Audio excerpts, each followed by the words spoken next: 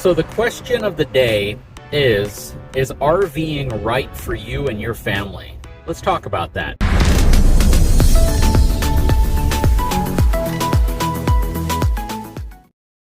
What's going on, guys? Welcome back to my channel. Today's video topic is all about a question that comes up pretty much, I'd probably say, on a weekly basis from folks who watch my channel, folks who watch my RV reviews, and want to know if they should get into RVing.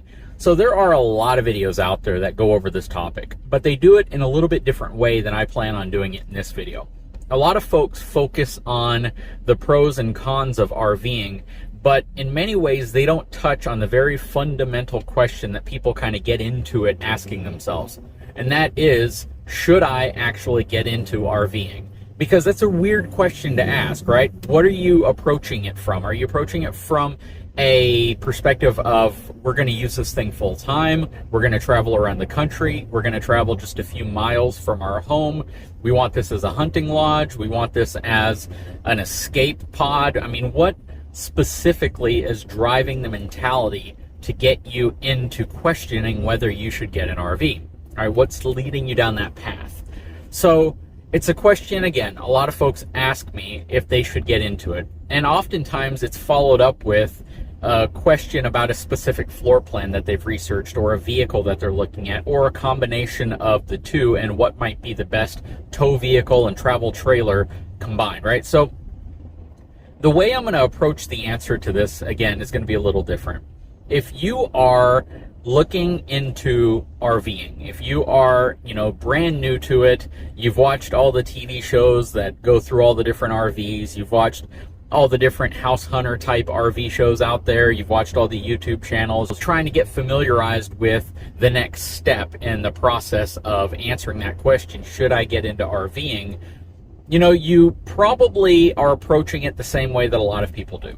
They basically say, hey, we should get an RV. Once you've had that conversation with your spouse, or maybe even with just yourself, you next have to determine, what do we do from here?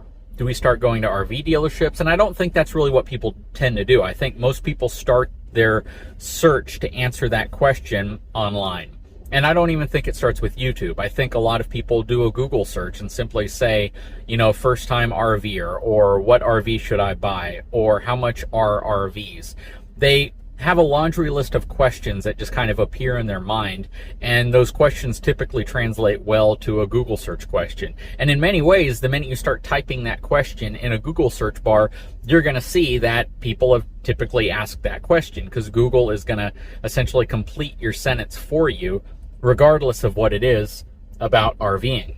So you're now at that point to where you've Googled some questions about whether or not you should get into RVing, or questions around certain RVs, how much they cost, what they cost to own, what type of vehicle you might need. You started your search and you're starting to figure out, maybe this is something I should consider.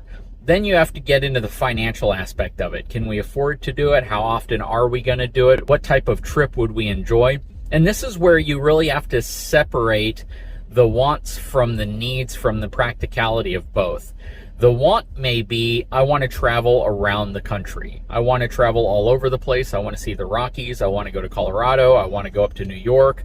I want to go to these different places, and an RV is going to be a better way of doing it versus driving and staying at a hotel, or flying and staying at a hotel, or staying with loved ones or, relatives. So you're justifying the RV purchase, and there are plenty of places to go to give you some semblance of reality when it comes to pricing RV life versus hotel and, traditional travel life.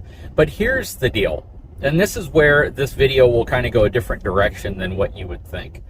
You really will not have any clue about what savings might exist, what benefits there will really be, if it's going to be a better lifestyle for you, if you're going to enjoy it, if it's going to be more or less work, if it's going to truly give you those memories that you always hear about, right? Memories and RVing, I think, are two words that are always seen together. You're not going to know until you've experienced it, or you've dealt with people who have experienced it. But then you also have to look at If you're dealing with people who've experienced it through YouTube or personal relationships, you have to then find out how their experiences may differ from yours based on what their expectations were going into it. What do I mean by that? There are some people who can hike across the desert and come out the other end absolutely thrilled with the journey they just embarked on. You can talk to folks who will travel all around the world and, going through customs, going through all the different processes that they have to go through to go to different countries is absolutely no problem to them. But then you may deal with folks who seldom travel, and just the process of packing up to go on a trip stresses them out. Or they get to a hotel room and they gross out with everything they see, or they get to where they're going and they're so exhausted that they end up not really doing anything because just the trip to where they were going and back made them so tired that they didn't feel like they enjoyed it. A lot of people use the term, I need a vacation from my vacation, because of that, right? They go out with this idea that everything is going to be absolutely fantastic, and it may be, but just the wear and tear on their body, just the wear and tear in terms of walking around and commuting and getting to different places and stressing out over timelines, all of that stuff wears on you. And if you are that person, well, your expectation of camping is going to be entirely different than somebody else who may not be like that, or maybe even someone else who has a slightly different idea of what camping is to them.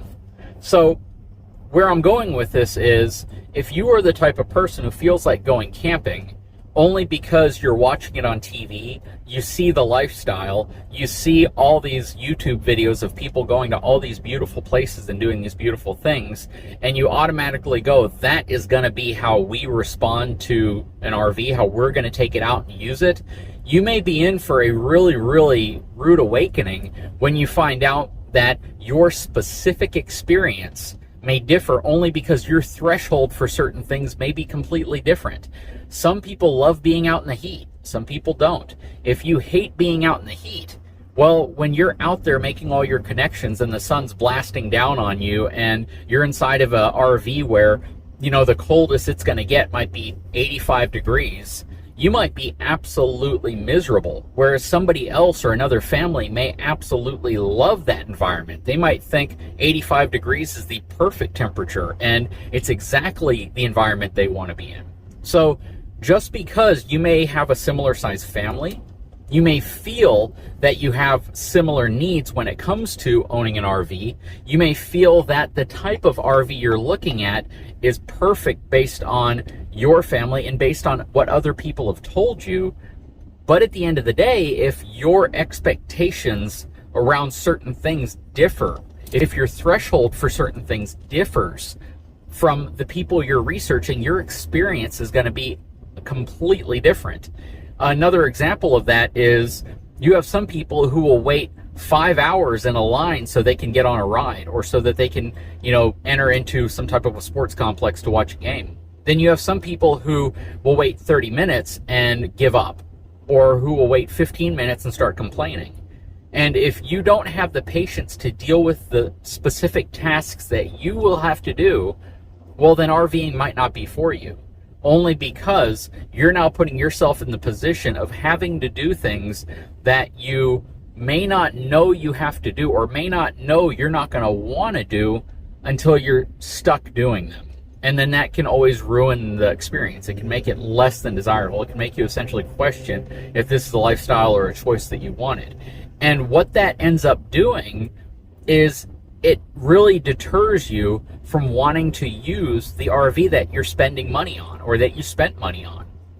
If you buy a fifth wheel or a travel trailer or a class A, B, or C, and you get into it all excited thinking you're absolutely going to love it, and then the first or second trip out, even if there's no mechanical issues or no repairs that you have to do, if in the middle of emptying your gray tank and black tank you're thinking, man, this really stinks, or you have mosquitoes biting you, or it's 100 degrees outside, or you are just in a park where you're crammed around people and you're not getting that freedom that you thought, or you just didn't get the time to prepare for the trip the way that you wanted, right? You ended up rushing out the door, you got to the place that you were going, you felt stressed out the entire time because of traffic, and then you get there later than you expect. You end up leaving thinking this wasn't really a vacation.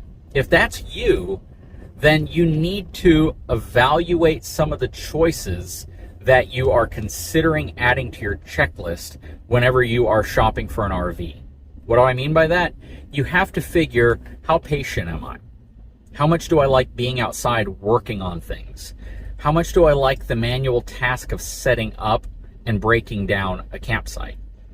And the way you can kind of rationalize and compare that in your mind is to compare that with things that are similar, such as if you go on a vacation or a trip, if you go on a cruise, or if you're just traveling by air and you are having to pack for, several days to go somewhere.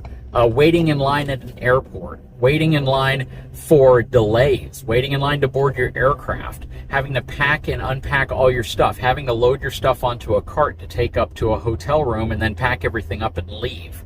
How do you deal with those situations?